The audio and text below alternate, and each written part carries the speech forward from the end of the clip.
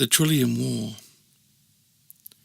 JU-595 is a hunk of rock that arrives spinning into our galaxy.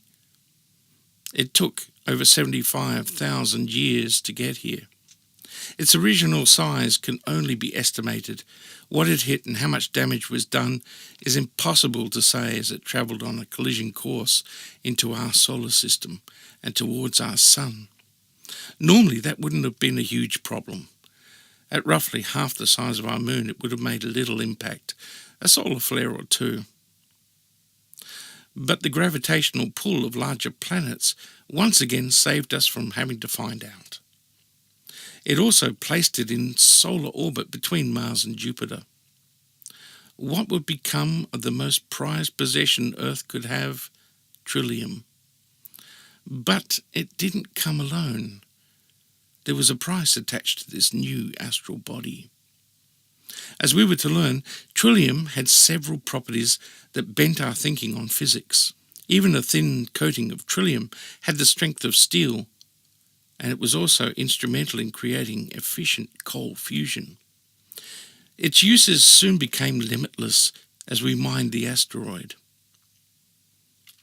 We weren't alone in this discovery, and other inhabited planets were searching the universe for deposits. Their attacks on the asteroid were fortunately infrequent due to our distance, but each attack was more devastating and clever than the last. We were learning, and fast.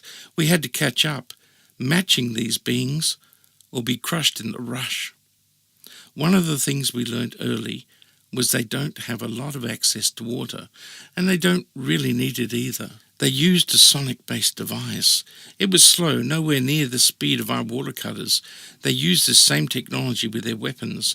This gave us a decided advantage in a fight. A direct hit from them would cause damage, but rarely fatal, where our ice bullets would breach their armour.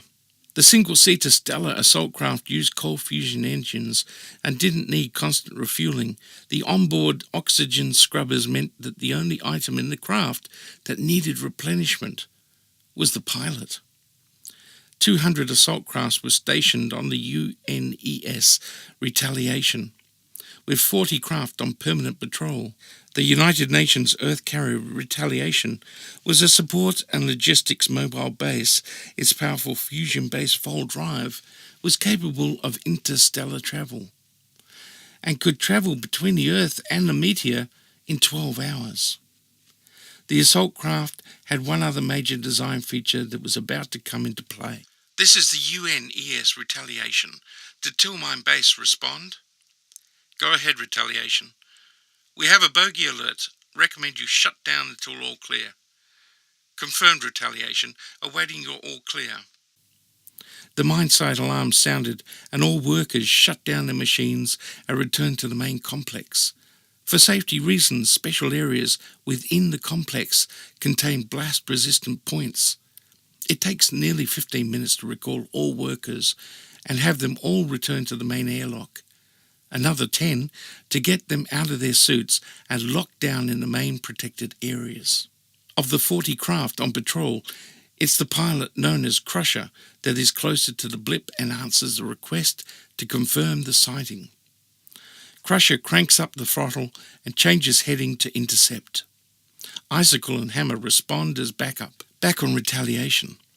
The crew watch closely as the movements of both flight crews as the bogey passes behind Saturn and the blips drop off the screen. Retaliation to Crusher. Come in, Crusher. Crusher responds. Careful, he's behind Jupiter. Wait for your backup before you follow. Copy that. Wait, I see the bogey. He's behind Addis Tree. I've got you now. Crusher powers up and heads towards the smaller inner moon of Jupiter. The Retaliation immediately warns Crusher off, but Jupiter's moon hampers the communication. Crusher makes a wide berth around the small moon, hoping to catch the bogey off guard. 2 tanks of water on either side of the craft pump into an instant freeze, creating thousands of bullets that then load into the gun's reserves. The cold vacuum of space enhances the density of the projectile. There's no explosion, there's no overheated guns, just a continual stream. As Crusher adjusts his angle, he's joined by Icicle and Hammer. He also spots what looks like a squadron of bogies lying in wait behind Saturn. It's a trap. Repeat, it's a trap. Warn retaliation. Icicle, get back into radio contact and then get back here. I'll back up Crusher as long as I can. Affirmative, Hammer. Icicle spun his craft and slammed on the power, transmitting emergency requests. Retaliation had already launched all available craft in anticipation and set up a war between Jupiter and the asteroid that was closing on Jupiter. The distinctive greyish blue of the enemy aircraft filled Crusher's airspace. As he ducked and weaved between Jupiter's moons, suddenly the bogey on Crusher's tail imploded. As his ship split apart, silently, pieces drifted out into space. Hammer screamed with delight, nearly deafening Crusher. Yahoo! You've been hammered! Before the Hammer finished celebrating, he was hit on the left side. Fortunately, the damage wasn't fatal, but it was a wake-up call to get out of there. Crusher lined one in his sights and fired a spray.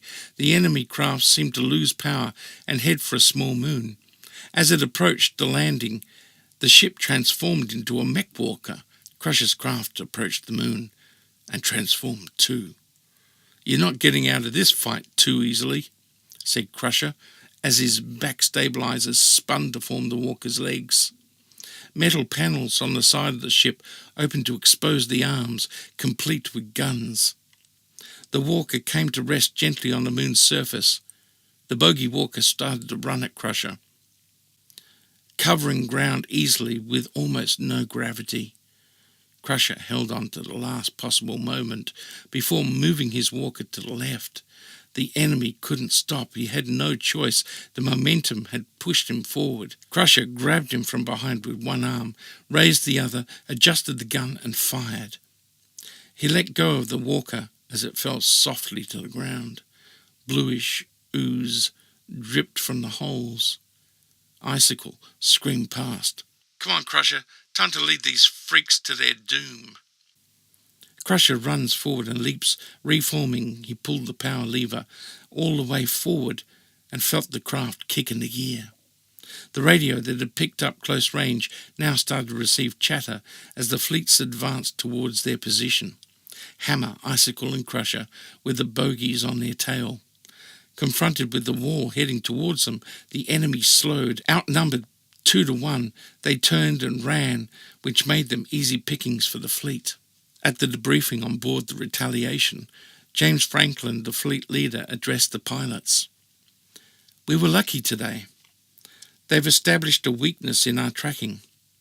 To have gotten so close with 100 ships, that tells me they're getting smarter and or getting more desperate. Either way, it means trouble for us.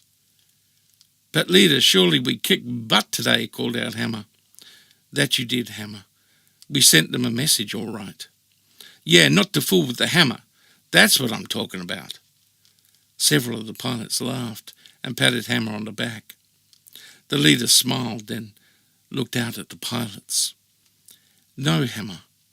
The message they got today is next time they need more craft. As long as they want what we have, they'll be back. Only next time, I fear it won't be on our terms.